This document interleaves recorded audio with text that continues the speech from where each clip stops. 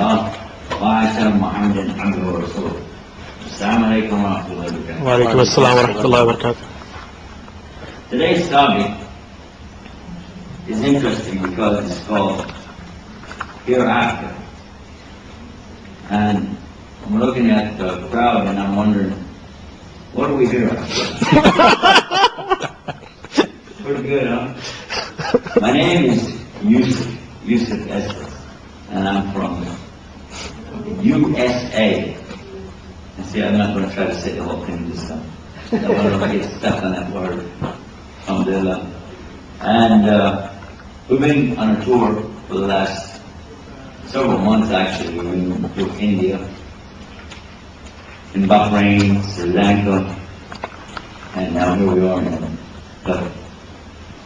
And alhamdulillah, we just started Ramadan. That was a great experience last night to get started with that, because we had some people who entered Islam over there. That was nice. And speaking of that, it looks like, I guess everybody here is Muslim, right? There's no non-Muslim, right? Everybody Muslim. You're not Muslim yet, okay. By the way, if anybody would like to come closer, you can. There's no extra charge to get the front seats today. Usually we have to charge extra for the seats, but today we're going to make a special offer because Ramadan. So you can sit as close as you like, no problem. But I want to talk about today the subject which is called Hereafter. Now, a lot of the things that we use from Arabic don't translate exactly to English, so we substitute, and over a period of time, if we don't go back and recheck it, then we just let the next person use the same word, and then it can be that people make a mistake and give you the wrong idea about something. So this is why it's important to do something called etymology of the words, which means to examine the word, where did it come from and how do we understand it. So let's begin by doing that. The first thing I'll tell you about, in this case, will be the word Yawm al-Akhir. Yawm is a Semitic word well known around the world for Yawm Kippur, which is the Day of Atonement for the children of Israel. The word Yawm means day of atonement. Now, the word Yawm al-Akhir, this is day after, literally after. What comes next? What is after? Means what is next. So, Yawm al-Akhir. You could say it means the next day, but actually it means the last day, because it's understood that way. Also, it's understood this way because you say Allah, two of His names, is in general 99 names we refer to Him, or characteristics, attributes. One of them is Al-Awwal. Awwal means first. And so He is Al-Awwal, the first, while Al-Akhir, and He's the last. But the two together don't mean like there's two gods. Actually, it means He's eternal, forever.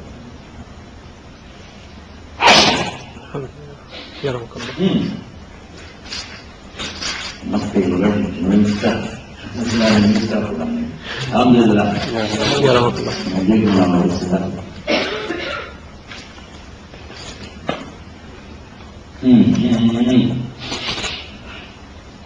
Alhamdulillah. What I was telling you about is the meaning of the word, so that you understand that this is the word that we're going to use when we say Yawm al-Akhir. It can also mean the day after everything happened. Which we're going to talk about that in just a minute. So you can see what that's like. There have been some movies lately, by the way, about the subject of apocalypse now, things of the last days, and things, relative to that. And some interesting scientific fiction, sci-fi movies. Maybe you've seen some of those. But what I want to refer to really is going to be based on the teachings from a religious point of view, from the Hebrew religion, which is Judaism, the Christian religion, and then Islam. In the Old Testament, or the Torah, you will find references to things that are going to happen way in the future. There's the book of Daniel, and it has some predictions in there about some events that are going to take place. There's the book of Isaiah, also has some predictions. And then they're presented in the form of analogies. So what happens is, if you read these analogies as stories, you have to kind of read in exactly what was the meaning of it. Now, Allah subhanahu wa ta'ala gives this in the Quran as well, these comparisons that He offers, method, and He gives something like it, so you can think about it. In regard to the New Testament, there are several implications toward the end of the first gospel, which is the Gospel of Matthew. But there's a particular book at the very end of the Bible, the end of the Christian Bible, called the Book of Revelation. In the Book of Revelation, it is full of these kinds of comparisons that you can go back now and read the others and see how it looks like they were related stories, and you can get possibly a little bit more, I won't say you get more meaning, but you'll get more excited at least about these kinds of predictions. They mention things that are coming like horses galloping, or this is part of the apocalypse that they talk about. There are references there of angels coming down. There's references to great turbulence going on in the earth, a great, in Arabic called fitness, a trial or calamities. This is what it's referring to. This is the reference from the two books. I'm talking about the English translation of the Bible. There is no original in the Semitic languages, so you just have to rely on what they have left. And then finally the Quran. Now the Quran is what we're going to really be talking about now. And then all I did was give you a little introduction there. The Quran, this word means what's sent down to us. The meaning of it, though, is from qara'ah. It means to recite. For any kind of recitation. It could be somebody who's just reciting, Mary had a little lamb, as speaks as white as snow, and everywhere that Mary went, the lamb was sure to go. That's a recitation. Or a reading. That's also called a reading. Roses are red, violets are blue. Sugar is sweet, and so are you.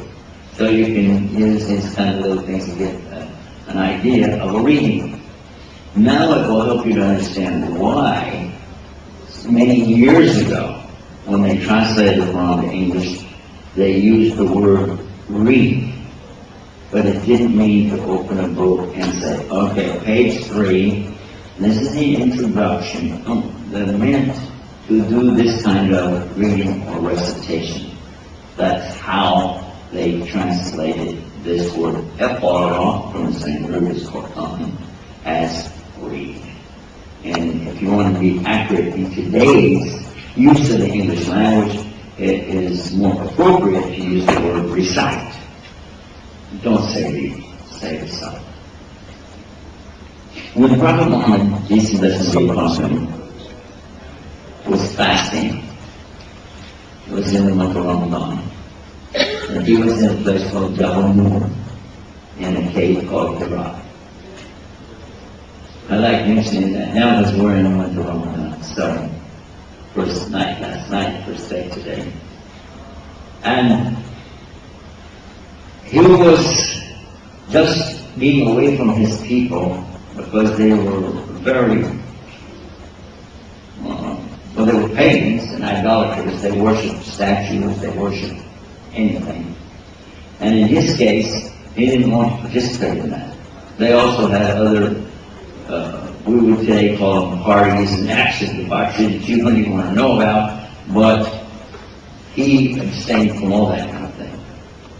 There was no use of alcohol or any of the things that people did. He stayed away from it. So here he is, fasting, praying, and then someone came in the cave with him and grabbed him and pressed him to his chest and released him and commanded him, "Iqra." And he said, "La anbiqari." So he had been ordered to recite. He said, "I'm not a reciter." So I want you to get the correct understanding of this, because sometimes in the English translation, they give you the notion that here is Prophet Muhammad, peace be upon him, being ordered to read something, and he goes, "I don't know how to read, I didn't study in school, I don't have education." And then some of the parents even today in some countries use that as an excuse to tell their children they have to go get a university degree because the angel told them to Quran. But this is not actually true. That doesn't really work. There are other reasons why we need to be educated, and it's in Islam, yes, but don't use this and twist that around, because it's very beautiful to understand. It's the same angel, the angel Gabriel, that came to him. It's the same angel who also came to Mary. It's the same angel who came to the prophets before. And for instance, in the Old Testament book of Genesis, it talks about Abraham, alayhi salam, and the angel comes to them.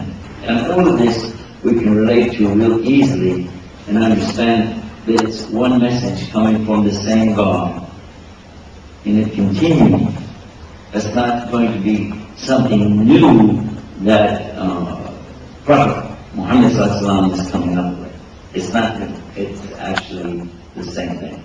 And the main message is always the same, which is worship God alone without any partners. It's a very simple, clear message.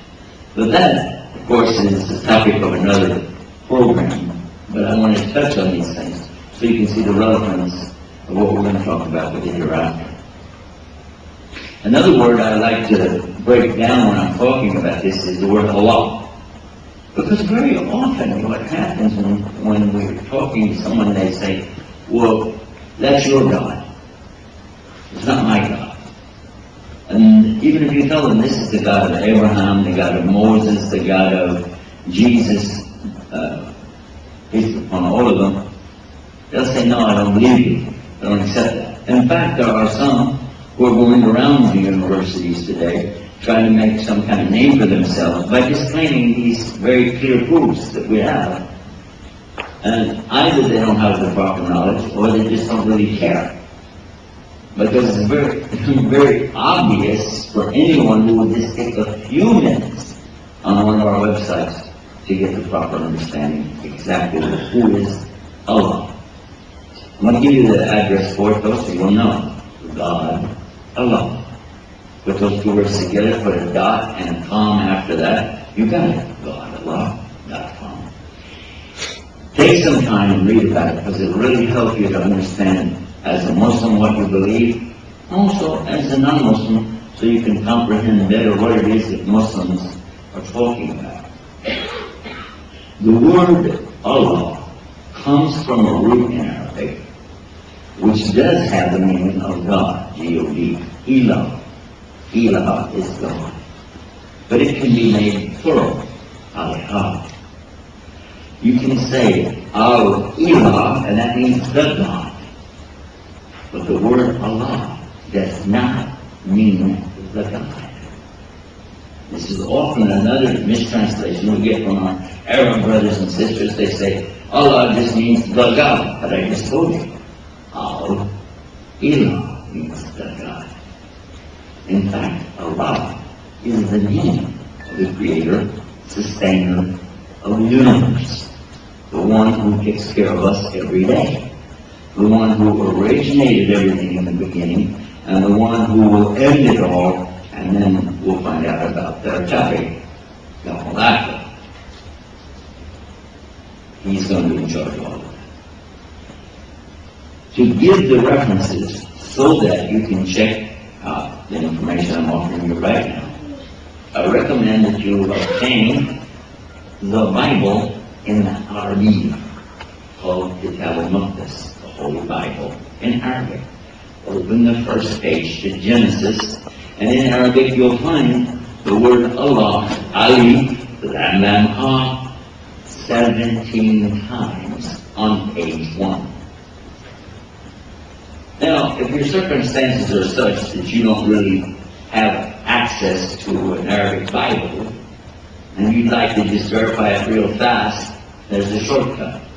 Because every hotel and motel on the planet, then almost everyone, when you check in, you go over by the bed, there's this little stand with a light on it, open the drawer, and what's in there? There's a book.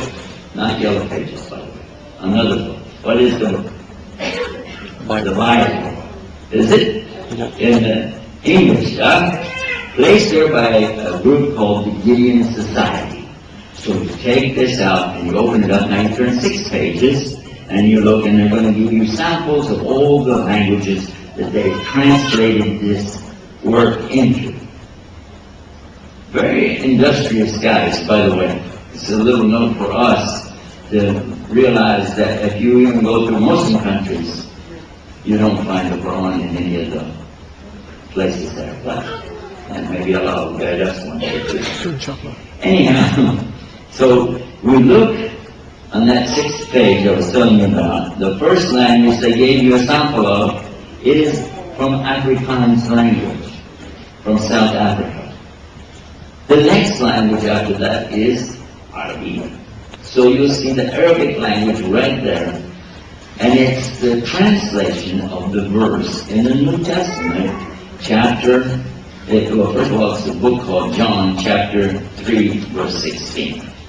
For God so loved the world. Let's stop right there and look. What word did they use for God? Ali, Lam Lam Ha. So you can find out real easy what I just told you. You can prove it to anybody. If it's not Allah, then why did they use that in 50 million Bibles all over the planet? It's the word for Allah, for the Hebrew, and for the Aramaic, and for the Arabic, and it's all related, whether you pronounce it Allah, or Allah, or El, or Ilah. But the name itself, Allah, actually is His name, and it is the only God that's not like anything else. Now, we know that from reading the Quran, but you can know it from the etymology of the word as well. Because in the Arabic language, to make a word plural, you don't put s after it. You know, like toy, bike. So if you said Ilah, you say Alihah. See how there's this Alif comes in, opens up the word a little bit and give you this. Like masjid, a place to pray. Masajid, places to pray. Got it? And this word though, Allah, you can't make it plural. There's no way to change it to make it more than one. You can't. Another interesting thing is, it's not gender. It's not male and it's not female. Now, when you read the translation, you get confused because you see so many times in Quran where it says Nahnu, which means we. Or when Allah talks about creating, He says Khalaqna, which means we created. But when you see the English we, our, and us throughout Quran, it's not plural. And you're going, huh? Why? Because it's the royal we. When the king or the queen says, we decree the following decree that on such and such a date, when they do that, they say we, but there's only one person on the throne, because it's royal. So our, we, this is a big shot, okay? And Allah is bigger than anybody. So, the other one they'll say is, okay, yeah, but how come you find the word huwa in the Quran when it refers to Allah. If there's no gender for the word Allah, then why does it say huwa, which means he in Arabic? Why doesn't it say he, which is she? Or just it? Well, actually, that's not right either, because there's no respect given if you do that.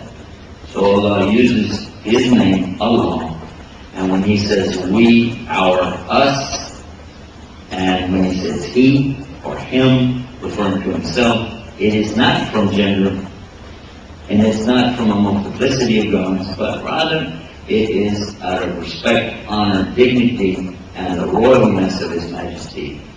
Oh. And I said that, you hardly ever hear me say it like that, because actually they don't think of it that way. But if you think Allah is the only King, He's the only God, so therefore He has the right to the highest distinction. Now that we got that out of the way, Islam, always break this word down. Islam doesn't mean peace. You don't say Islam means peace, because the word in Arabic for peace is what? Salam. People greet you, they say, Salam alaikum, yeah? You've heard Muslims say that, right? Salam alaikum. They don't say Islam alaikum, do they? Well, duh. No. So Islam doesn't mean peace. However, there is peace in the word. But you need to know the other 4 English words that this represents in order to get the right understanding and perception of this word. First, let's go to the root. Again, that's not you have to go to the root. The root is seen and mean is sum. And from there, we have aslama. Aslama is the verb or action that we talk about when we act as people following Islam. The actions and so on associated with it, this comes from a verb, aslama, and when you refer to it as the religion, then you refer to it as Islam. Got it? Now, what does it mean? Surrender, submission, obedience, sincerity. And you already know this word, I already told you. What is it? Peace. Exactly. You follow right along good. Now, if somebody surrenders, I put them in the right order too, by the way. If you surrender, that means you give up. But then, to submit means you're going to enter into an agreement. And it's not just a giving up. The giving up is just like throwing up your hands. It doesn't mean anything, except you're not going to fight. But then, when you submit, this is to enter into some kind of agreement or offer something. Like when somebody tells you to submit your work, we'd like to inspect it. That requires you to do something. Submit. The next word that we have here is obey. Because you've agreed to some terms, now you're going to obey what you said you would do, and then it brings you logically to the 4th word, which is sincere. You're going to do it from your heart sincerely, not just joking around. And you can test yourself on this subject rather easily, actually. If you find yourself in a situation, for instance, you're driving along the road, and you look as far as you can see, it's like desert everywhere, and the road is straight as it can be, then all of a sudden you see a traffic light, and it's red. Now, if your mind tells you, oh, that's just an old broken traffic light, it must be, because why would it be red? You know, and it's out here in the middle of nowhere, and I'm not going to stop because I'm doing 80 miles an hour, and I don't want to waste my gas starting all over. There's nobody coming. Who cares? And you go right by. Well, if you did that, that means you're not sincere. Because when you accepted the agreement of getting the driver's license in the first place, you're supposed to obey the rules. And in the rules it says, if you see a red light, you stop. So, you don't ask why somebody put the red light there, do you? You don't just blow through it, and then when the policeman pull you over, say, okay, now I'm going to ask why. It doesn't work like that. And it also doesn't make very good sense either, does it? So, in the same way, that's how it's understood in the word Islam, that you will surrender, and you're surrendering what? Your free choice. Because all of us have free choice all the time. You can make any choice you want. But, in this case, you're asking Allah, you make the choice. I'll give it to you. Totally. Because look at the words that come after that. Surrender the choice, enter into the agreement, obey the commandments of Allah, and do it for His sake, whether anybody's watching or not. And then, when the result comes, now here's where the peace comes. This is something, even today, Muslims need to focus on this, because it's a very important part of what we're talking about. Something happens to you, and you don't like it. Oh! And so you're going to start complaining about it. Oh! You're going to blame somebody for it. Why? In the beginning, you agreed. You said, I want whatever Allah wants for me. As long as it was good and you were having fun, that's great. But now it turns out you don't like it, so now what? So what? You're not going to obey now?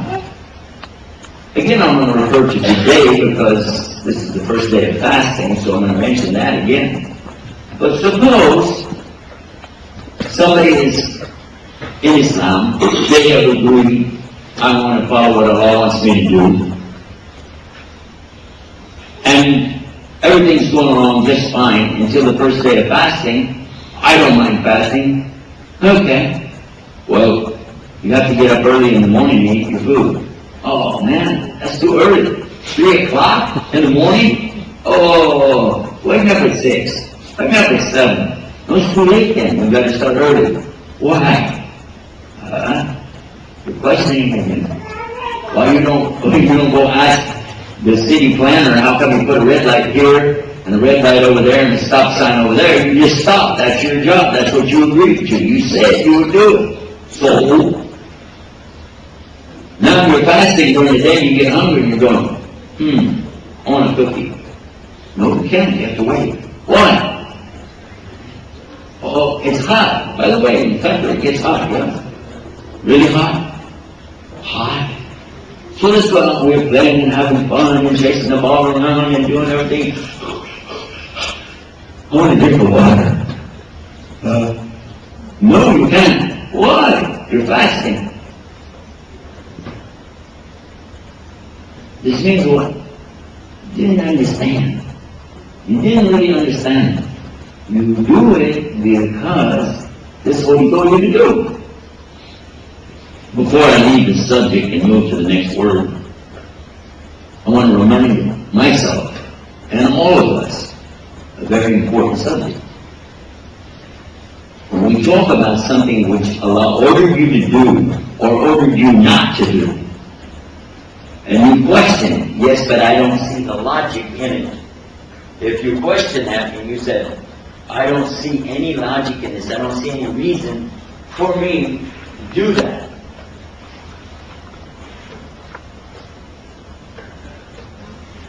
Then what? Is that more good? You have to turn it on. Okay.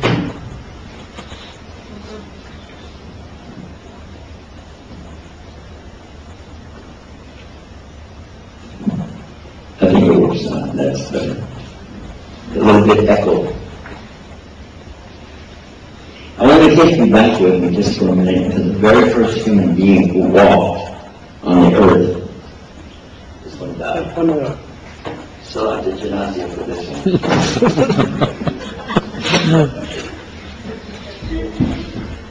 Or catch. Is that good enough? Oh, well this is working. Oh, so this is the one that's not working. Oh, that's great. I get to work. This is the guy that gave up, huh? Any more, if they give me any more wires, microphones, and I can become an FBI agent. It's back, isn't it? So I want to take you back and I want to think about Adam. Adam, peace be upon him, I said, he was ordered by God not to eat the fruit from a tree. Is that true? Adam was ordered, don't eat the fruit from this tree. Right? How come nobody says why about that? What was wrong with the fruit? Was it poison? I don't know. Is it a tree that maybe God was saving for somebody else? That's not what we know. No, it was the test, wasn't it? It was the test. Adam was being tested. Do not eat the fruit from the tree. Did he eat it? Yeah, he did. Everybody knows he ate it. His wife, Eve, Hawa, she was ordered, don't eat the fruit from the tree. Did she eat it? Yep. Oh, yes, he did. Now, this is a command not to do something. Okay. What about a command when Allah tells you to do something? Iblis is ordered, that's the devil, right? Yeah, Lucifer, the devil. He is ordered, bow down, because of the creation of Adam. Bow down. Did he obey? No. He refused to obey. Iblis did not obey Allah. He refused. So you see an example of two things. One, the order, do it.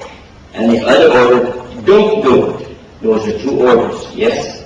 Some things Allah tells you, do it. And some things He says, don't do it. Both of them are important. If you're following the commandments of Allah, and you're accepting what is the result, then you are doing Islam. And that's the word we're explaining. What is a Muslim? In Arabic language, whoever does Islam is a Islam, Muslim. Whoever gives the call to the prayer, Allahu Akbar, Allahu Akbar, like this. I hope they do it better than I did. Then they become the Mu'adhan, because they gave the Adhan, Mu'adhan. Can you say Mu'adhan? Mu'adhan. Very good. Now, what if somebody is doing Salah? Or we stand and we pray and do all this stuff, yeah? This is Salah. So if somebody does this, he's a Musalli. Can you say Musalli? Musalli. Very good. Now, if somebody travels, this is called Safar. Safar. And the word in English, safari, like when you go in the jungle and hunt for lions and tigers, okay, that's a safari. And it comes from the Arabic word, safar. And if anybody is doing it, we call them a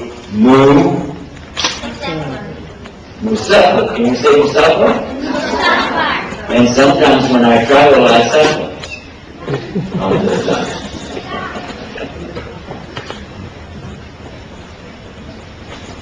And alhamdulillah, now what we found out is that whoever does an action in Arabic, then we attach the two letters MU in English or the letter Mim in Arabic, and it becomes Mu, whatever it is. Like what? Can you think of another one? What's another one? If somebody has Iman, they become Mu'min. Mu'min from Iman, right? That's very good. I'm looking for another one, the word Islam. Whoever does Islam is what? Muslim. Islam. Can you say Muslim? Real fast. Real loud. Real slow.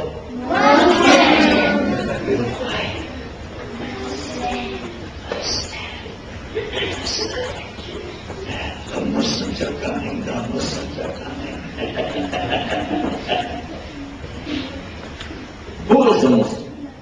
And we, but the thing is, how can I describe a Muslim?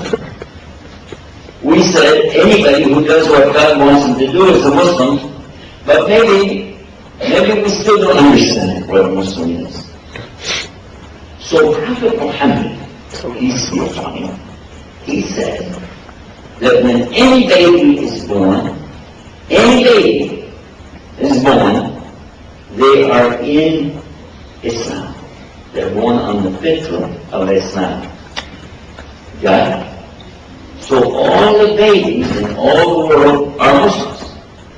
Even if their parents are some other religion, like Jewish, Christian, or fire worshiper, the baby is still perfect as a Muslim because the baby is doing the things we talked about. First word is surrender. Gives the choice to Allah. Second word is to submit. And babies always do that. Easy to get along with. And then third, obey, sincere. And nobody's more sincere than a baby. Because they don't have any second agenda. They don't have something hidden in the background. Everything the babies is right out in the open. If they want anything, they're always clear about it, aren't they? Baby wants anything, they'll tell you right away, won't they? Yeah.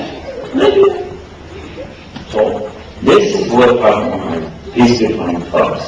That the condition of a real Muslim, now we're not talking about Muslim, we're talking about Muslim, is to be like a baby. Innocent, clean, pure, and good with thoughts.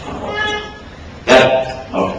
By the way, somebody might ask you, well, what would happen if a child dies, a little baby, if they die? What happens to them? Well, they all get to go to heaven, and they get to be with Prophet Ibrahim. That's good, isn't it? There's another thing, too. The babies are praying and asking Allah, let my mother come be with me. Let my mother come be with me. That's very nice.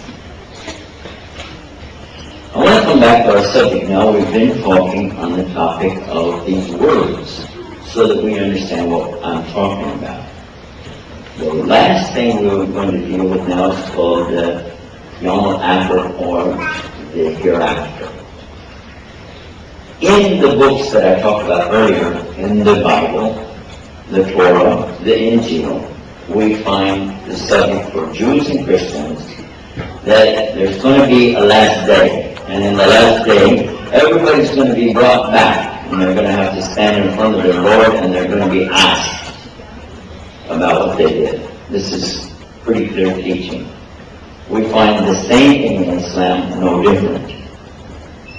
Additionally, in the Bible, we find reference to some of the signs of the last day, which will come, and there will be some very traumatic experiences take place.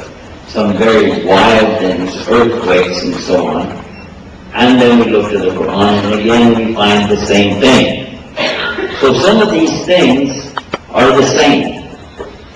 But then Islam has some clarification on these things to make it even more clear. One time, the same angel I was talking about earlier, Angel Jibril, can you say Jibril? Alayhi salam. You know what his name is in English? Gabriel. Did you know his name? We call him Gabriel. Yeah. One time, the angel Gabriel, he came to Prophet Muhammad, peace be upon him, and he was talking to him, and he asked him a question. In front of all the people who were there, he said, when is going to be the last day? Actually, he said, when is the hour? But it means the last day.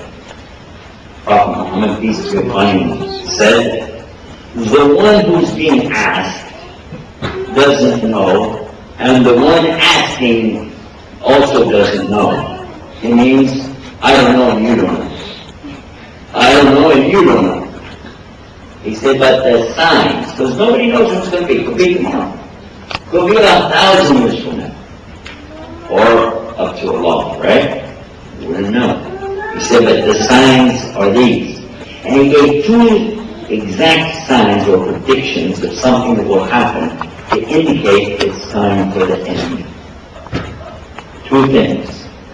The first one he mentioned is when a slave gives birth to their own master.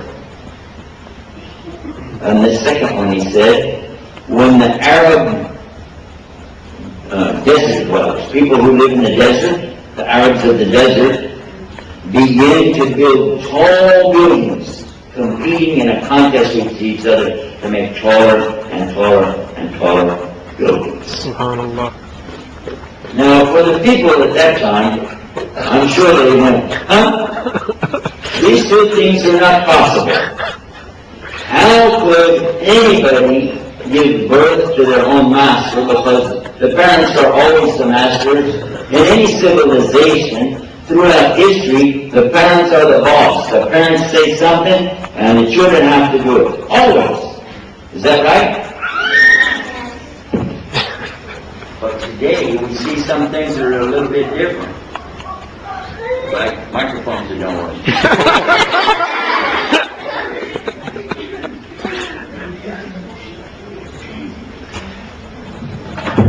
I'm going to start a collection. Now, one of these has got to be working, right?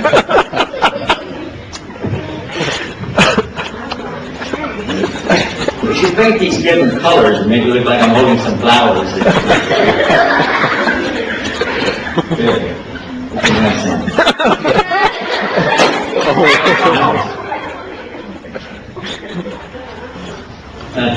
Yeah, that's right. That's good.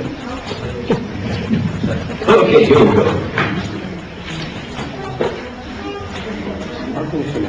No, that's okay. I feel more comfortable with this. It doesn't need batteries. Okay.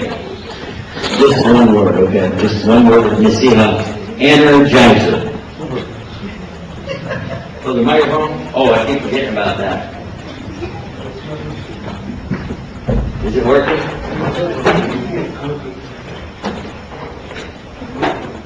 Where's it? Which one is for the...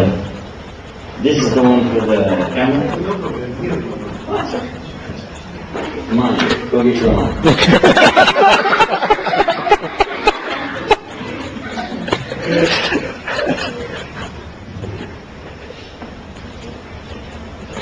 Okay. Ready? Yeah. And Mark, get set. Waiting for the red light.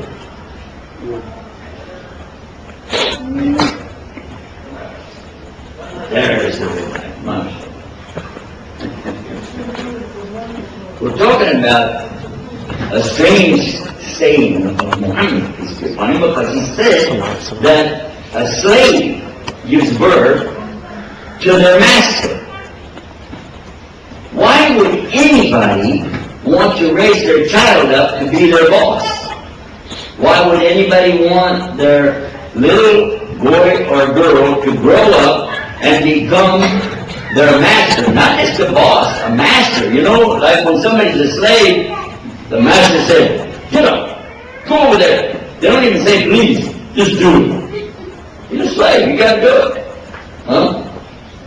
It's strange, but I want to tell you a story that really happened. I saw this happen some years ago. There was a lady, and she didn't have a husband anymore. She had some children, boys, going to school. And she had to work at a job, and then come home and work. And all of that is because she didn't have any husband, so she worked in her house.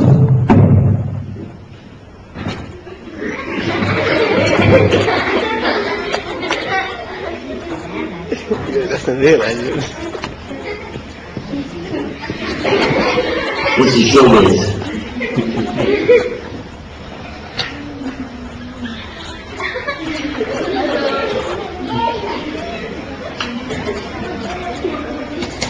Thank you. Good. Now, did I go back to work? Yeah. I'm going to rip out one of those chairs and bring it up here. Where was I? You cool? Maybe work.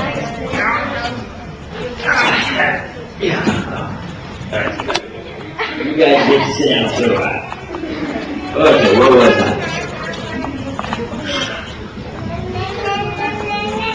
So there I was in the house, and I'm watching this lady, and she's working so hard. She came in from work, and she's taking care of these boys that she has, and they're related to me. So she came in so tired, and she was carrying a box. And she opened the box for her son, and she said, "Look what I got you today." He said, "Show it to me." Just like I said, and show it to me. She opened it up. He looked in and he said, "What's that?"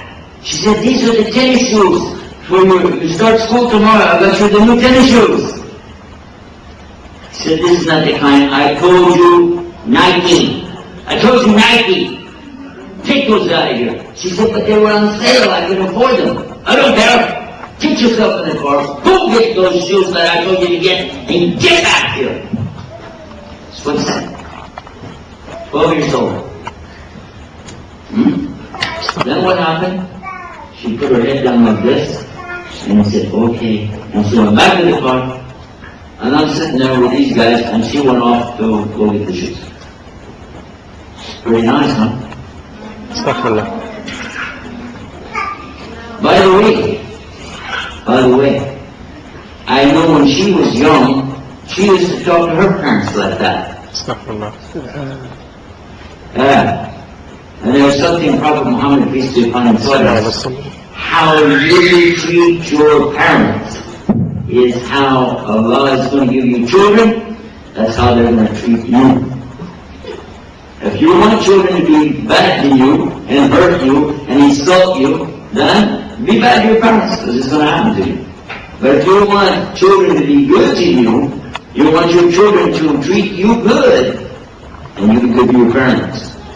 That's the order from Allah. Even at the time, thousands of years ago, with Moses, obey your parents, honor your parents, respect your parents. This is in the Bible. The same comes with Jesus 2,000 years ago. Honor your parents, respect your parents, do what your parents tell you to do. And then in the Quran, Allah makes it an order on you. You must obey your parents. You have no option. You must obey your parents in everything, except if they want you to worship somebody other than Allah. Got it? But now let's look at the story that happened that I told you about, the hadith or story that Prophet Muhammad, peace be upon him, said. A slave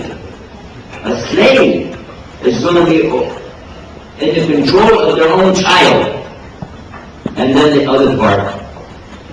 Can you imagine a desert? Now what is a desert? It's just sand, isn't it? There's nothing there, just sand.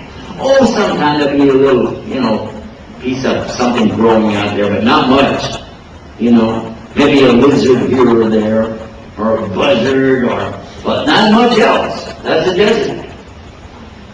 So when you have that much land, if you build anything, it's probably going to be a tent, isn't it? And in fact, that's what the people living in the desert used to build. They put tents up, didn't they? Now, how many levels in a tent? How many stories in a tent? One. Duh. Everybody knows that, right? Can you imagine somebody building a tent with a roof and another one up on top of that? And get an elevator in your tent? Get a stairway in your tent? That's silly, isn't it? So when Prophet Muhammad, peace be upon him, told us that we were going to be like in competition to build tall buildings, probably the people said, in the desert? Really? Because in the desert, even if you want to build a whole lot, you can build it wide. It's easier to build a building with only one floor and just go wide with it. Real wide. As wide as you want to go. Easy. Why would you build it up when it costs so much more money to put a building on top of a building on top of a building? And the higher you put it, the more you have to have a good foundation deep, deep, deep in the ground. Otherwise, the building will just fall over. Just like that. It will do that. So it costs so much money to build up. It's a lot of construction. Oh, and by the way, it's a lot more work. And the last thing you want to do in the desert is work. Why? Well, let's see, it's real hot and there's no water. Right? So when he said, look what's going to happen in the last day, slave gives birth to the master. An Arab desert world. By the way, he mentioned the Arabs. But there's other deserts in the world. You know that? There are other deserts. I'm from Texas. We have a desert. Arizona has a desert. California has a desert.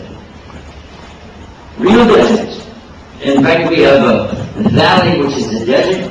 It's so lifeless. There's nothing there. They call it the Death Valley. I want to go there. And nobody's building any buildings in Death Valley. And in fact, listen to this. There's also a desert near the North Pole by Alaska. You know that? Yes. Because there's different kinds of deserts. No. Some deserts are not hot, but they still don't have any life. They can still be dry. And they have deserts even up north where it's cold. But nobody's building any buildings in deserts except one place. Who can tell me where it is? In an Arab peninsula called what? Arabia. Can you say Arabia? Arabia. Say it with the Ain. Arabia.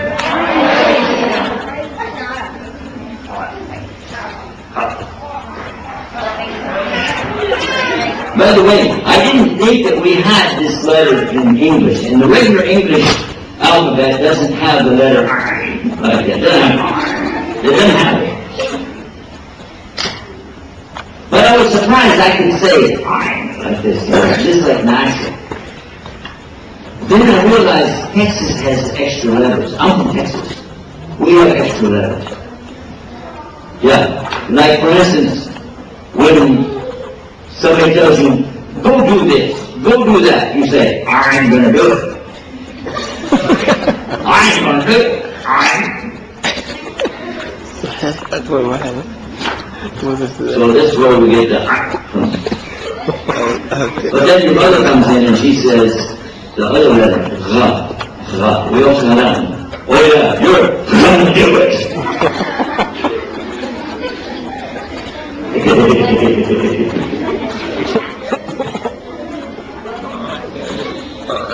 So now let us look again. What are some of the other things that Prophet Muhammad, peace be upon him, told us about the last days? Well, the Quran came from him, and in there Allah tells us an amazing thing about earthquakes. When the last quaking and shaking of the earthquakes comes, and you see the earth is going to be like in what kind of condition. And the earthquakes are hitting, bang, boom, and then what's going to happen? The insides of the earth are going to come out, and the stories of the earth will be revealed. Wow, and that's all going to happen. And people are going to be asking, what is this? What's happening to the earth? What's the matter with her? And Allah is telling you now what's going to happen. The day is coming. And anybody who did any good, even a little bit of good, they're going to see it then, on that day. And anybody that did even a little bit of evil, they're going to see it on that day. It's pretty scary. Also in the Quran, Allah uses some of the same things I mentioned to you from the Bible. Talking about the feet of the horses stamping on the ground as they're moving. Scary. That's actually when they tell the story of the apocalypse, they always like to show the horses' feet like that. It's kind of scary. I like that. Oh. You know this one? Read it. But I want to tell you another thing that Prophet Muhammad, peace be upon him, told us about. He said in the last days, People will be trying to talk to the animals in the sea. That sounds funny, doesn't it? Can you imagine somebody walk over to the river and goes, hey bro, what up? No, come on. But no, we found out it's true. They're spending millions of dollars trying to communicate with the porpoise and the whales in the sea. And they put electronic things in the water so they can hear them going, beep, beep, beep, beep. Right? Huh? I didn't do a very good porpoise imitation, did I? Well, you get the idea. Everybody knows that, right? Yeah, they're trying to talk to them. They want to know how they communicate. And he said that 1,400 years ago. Oh my God. You know what else? Same story, same hadith. He said that a person's hands is going to talk to him. Your hands will talk to you. Talking hand. Oh, hand. Oh, I'm fine. Oh, that's nice. He didn't mean that. He didn't mean that. Because actually, in the last days, he said your hand will talk to you. Where do we hold the cell phone? Oh, you talk with it. Oh. And then he said that your side will tell you what's going on in your house, even though you're away. Even though you're far away, but your side will tell you what's in your house. How? Did you know there's a pager you can put on your belt that has a display and it tells you what's going on in your house? Because your wife can send you a message, or husband or brother or sister send you a message, and you got your pager right there on your side looking at it. Bring home a loaf of bread. Okay. We don't have enough bread. Bring home bread. Right? But that's for boys. Girls don't use that for theirs, do they? No. They put their pager in their purse. Right? And where does the girl carry her purse? Right by her side. Up. So, what we can understand from this is, could be it's getting closer and closer and closer all the time this last day. But when it comes, what's going to happen? One of the things that's going to happen, you're going to see some amazing things. We mentioned the earthquakes, yeah? Mountains will fall down, things like that. And there will be a big fire that you can see from far, far away, an unbelievable distance, yet they'll still be able to see the fire. That's another one you see. Another one. He talked about somebody who will have one eye, and he will tell people he's God. He will say he's the Lord. And he will do some magic or something like miracles, and they'll say, oh, look, who is this? Who is this? And people will believe him. A lot of people will believe him. Who is he? Ad-Dajjal. The liar. The liar. You're right. That's exactly right.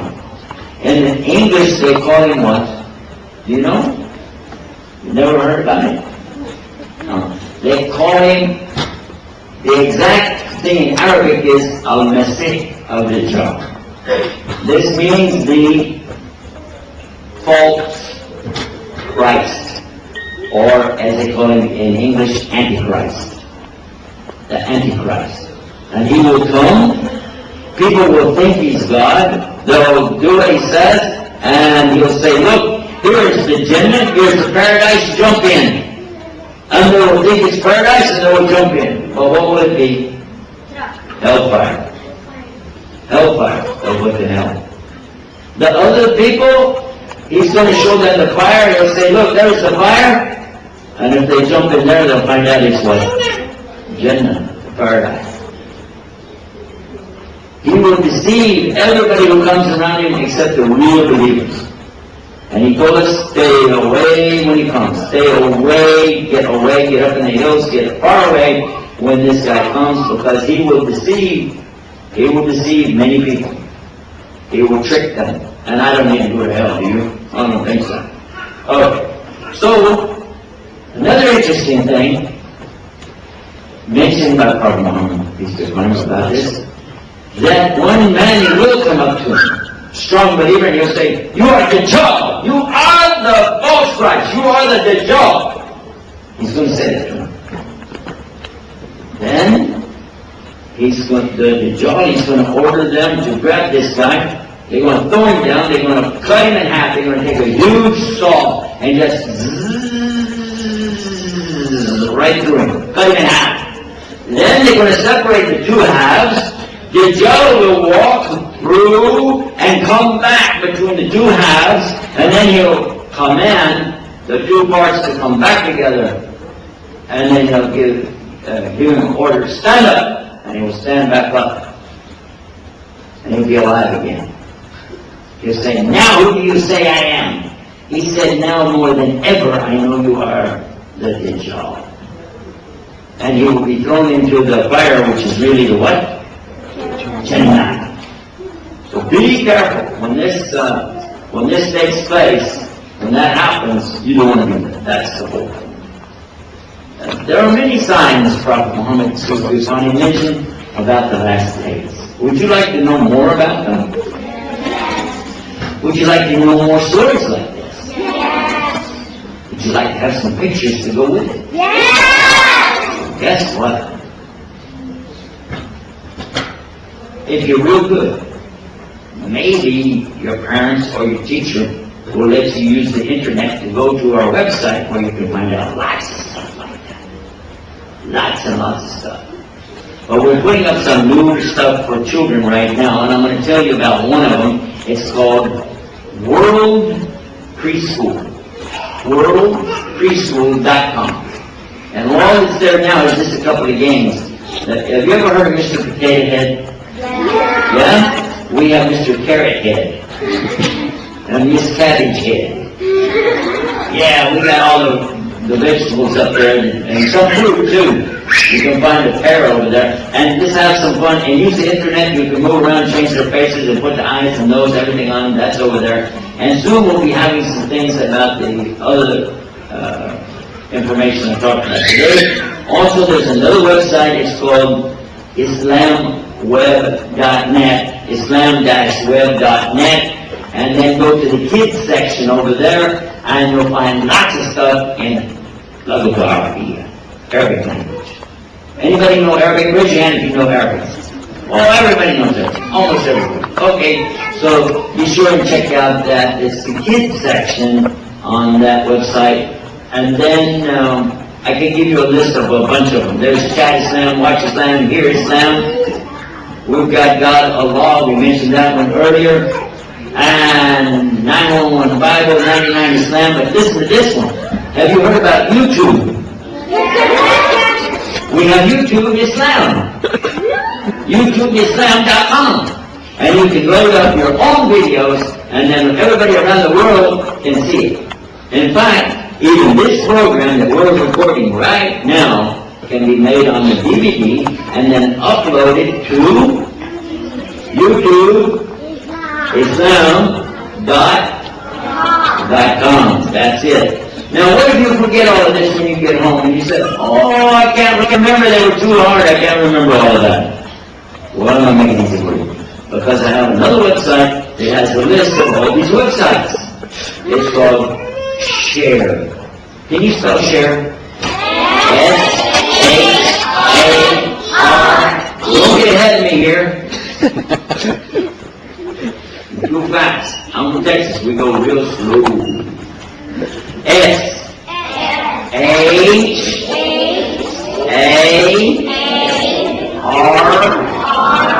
No. You gotta say it like this. R. There you go. E. That's it. ShareIslam.com. Got it? So when you go there, you can get to this and we'll see all the good stuff. Oh, anybody like animals? Would you like to go to my website that has pictures of animals? Yeah! Would you really? Yeah! How about YouTubeZoo.com? go to YouTube Zoo. Now this one you have to remember because I didn't put a link to it yet. YouTube Zoo. YouTubezoo.com. Oh, and by the way, it's not just pictures. Would you like to see live animals and watch them through a video camera? Yeah! We've got all of the zoos in the world that have cameras hooked into the website. So you can go see in Singapore animals over there, in Colorado, California, Australia. You can see all the animals. They're live right now. You can just go watch the screen and see it. And inshallah, I'm talking to some people in Sri Lanka because they have an elephant orphanage. Have you heard about elephant orphanage? Yeah, for little miskin yateens of the orphans, of the field. Elephants. I went there last week and we saw them. My daughter went with me and we saw all the, and one of them has his leg is gone. He's going on 3 legs, look like he's dancing.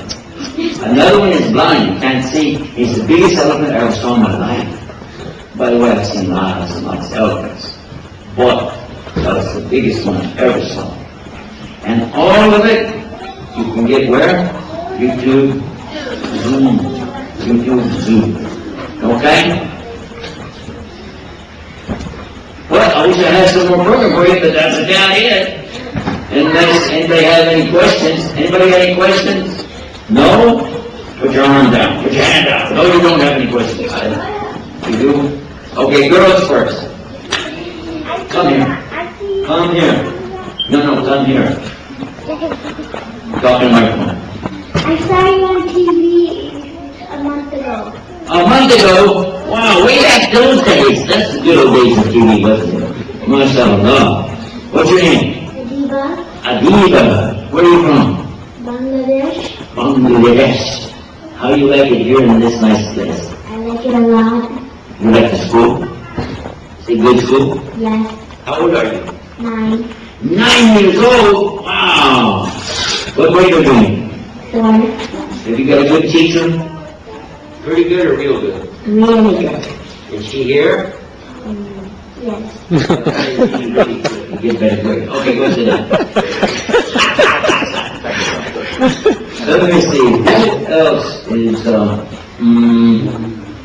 you want to ask a question? Come here. You have to come. Look, if anybody wants a question, you from this side you line up over here, and from here you line up over here, and then we'll take it one by one. Quickly, let's go. Hurry. There we go. Okay, tell me your name. Line. Muhammad. Oh, I heard this name before. I know somebody else named Muhammad. Anybody here know somebody named Muhammad? If you know somebody named Muhammad, raise your hand. Amazing! All of us know somebody named Muhammad. Isn't that nice? How old are you, Muhammad? 9 years old. How many wives do you have?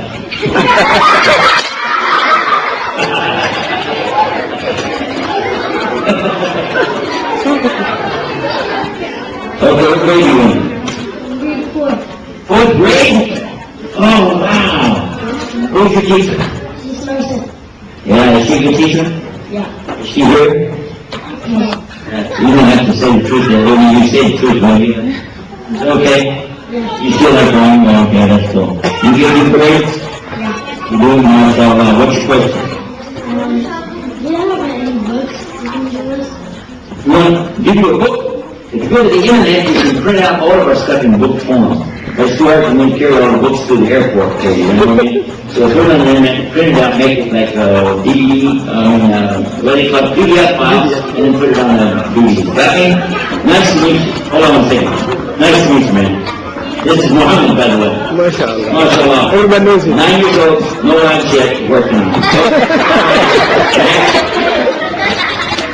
What's your name? And how old are you? 10 years old? MashaAllah. What grade are you? 4th grade? Oh, very good. You get good grades? Don't lie. Yes.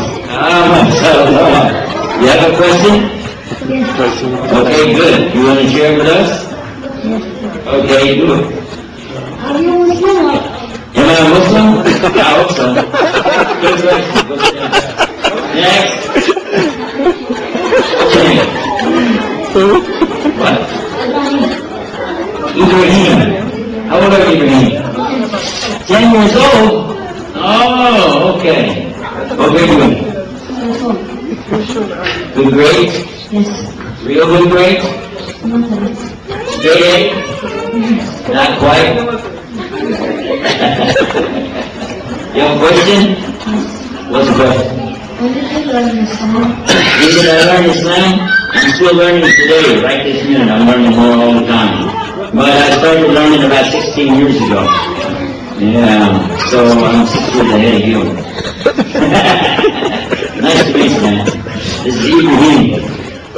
Ibrahim, right here. He says, oh, MashaAllah. Who's your teacher? Is he a good teacher? Is he here right now? In the room? Yeah, he's really a good guy, right? Okay. Well, you keep working on that. School grades, get them all the way up to straight A's, okay? 25. Sorry. See you later. Okay, next. What's your name? Khalid. Khalid bin Walid, mashallah.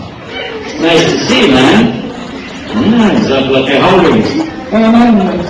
9 years old? You going to school here? Or just hanging out? No, school. You're going to school, okay. What kind of car do you have? Mitsubishi. Mitsubishi, my kind of guy. Is it red? No. Blue? Okay, well, that's okay. We'll do it with red today. Okay.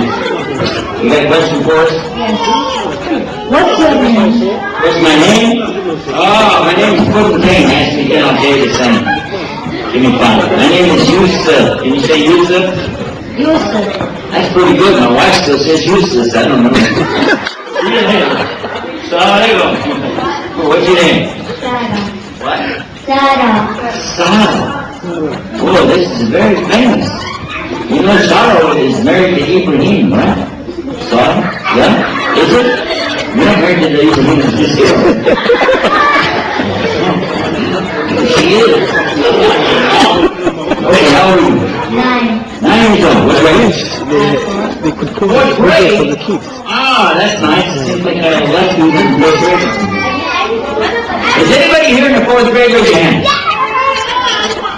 Even this guy? This guy's in 4th grade, mashallah? Mashallah. Kind of hairy, you know, for 4th grade. Okay. You got a question? You ready? Okay, look at the camera and ask the question.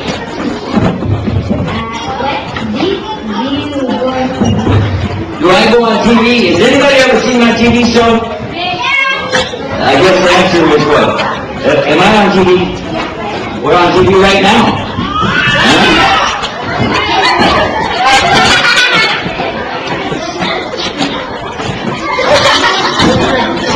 I'm surrounded. Peace TV. If you know Peace TV? You saw Peace TV? Look at the camera. Look at there. See the camera. Look at the camera. Everybody look at the camera. And say, Jinnah! Translation. Fatima.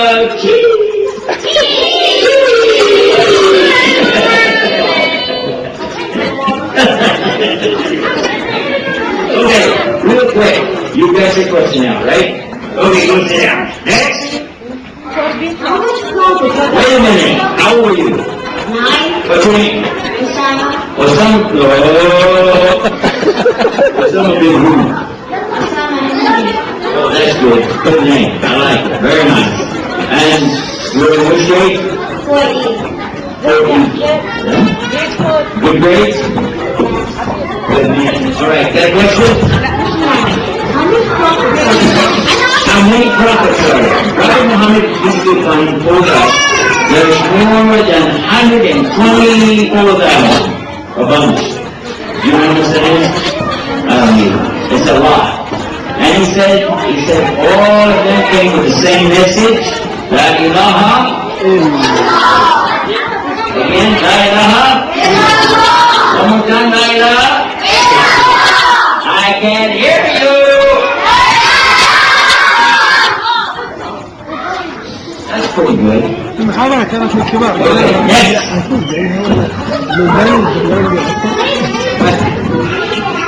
question starts out with who, what, where, how, or why. Dr. Zelina. From Canada?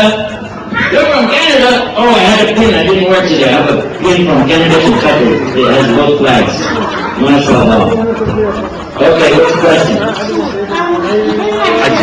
No, it's a question. We'll think about it. She's waiting for you. Come back when you know. All right. What's your name? Farah? Farah. Farrah. Farrah.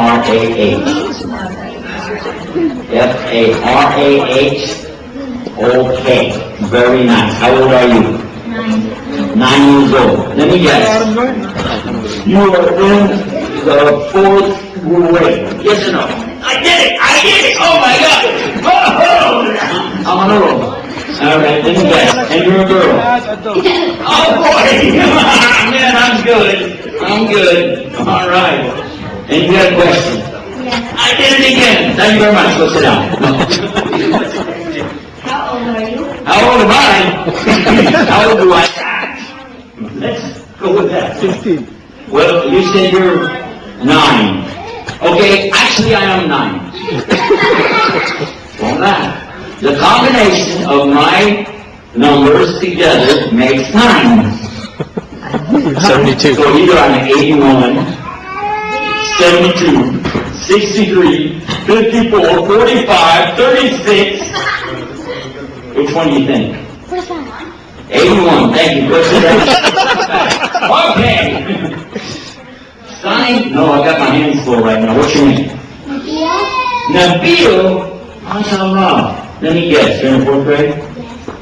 I did it. I'm good. And you're a boy? I did it again. And you're 9 years old? Oh my God. Let me guess your question. The question is, how did you get to be so funny? Well, let me tell you, it's a long story. You just gotta sit it down. Wait a minute, what's your question? I signed it for my Later. Inshallah. Much later. Later. Exactly like that. Nice to meet you. Assalamu alaikum. First the Taliban. Barakallah feek. Hayyakallah. Okay, what's your name? When? Razan? 4th grade?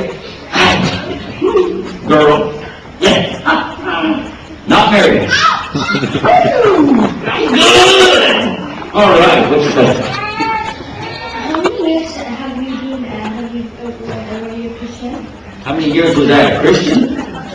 Well, if I tell you that, then you'll be able to figure everything else. Because I said I was 16 years now as a Muslim. So if you said how many years as a Christian, of course I could throw you off a little bit and say 10. Yeah, well, maybe I was a Hindu and Buddhist in between too. You forgot to ask me that. A lot. Go read the story. Yusuf.com, the whole thing. What's your name? Hassan. That's very nice. Are you in 4th grade? Are you 9 years old? Not married? And you're a boy? And you don't have a car yet? You do have a car? No, you. You don't have your own car yet. You don't have any wheels, right? Skateboard maybe, huh? Okay, what's your question? What channel are you on TV? What time am I going to be on TV? Tonight. What channel? Okay, when you go to shareislam.com, there's one of the drop downs menus. It says video and TV. You go watch it. You can watch anytime, 24 hours a day, free. Go. Next. I have a question. What's your name? Yeah. Firas? Firas. How do you spell it? F-E-R-A-S. I'm glad I know that. Are you 9 years old? Oh, wait, but 4th grade? Oh my God. All right, what's your question? How many names does Allah have? How many do you think you have? 99. Okay, go to 99islam.com and see what you get. 99islam.com and see what you get. What's your phone say? Hello? Hello? Is that how you greet me? Now, what's your name? Salah. Salah. Very nice to meet you, Salah. Now, tell me something. How old are you? 9. Amazing. Again. Slave. Boobs. And grade? 4. 4th grade. Got a question? Who taught you Islam? Who taught me Islam? Allah. And many teachers. Go read it on the internet. Okay. What I gotta do now, I gotta go. So I'm gonna tell you guys, big salam. I love all of you for the sake of Allah. Until I see you next time, may the good Lord take a liking to you. Jazakumullah khair. Wassalamu alaikum wa rahmatullahi wa barakatuh.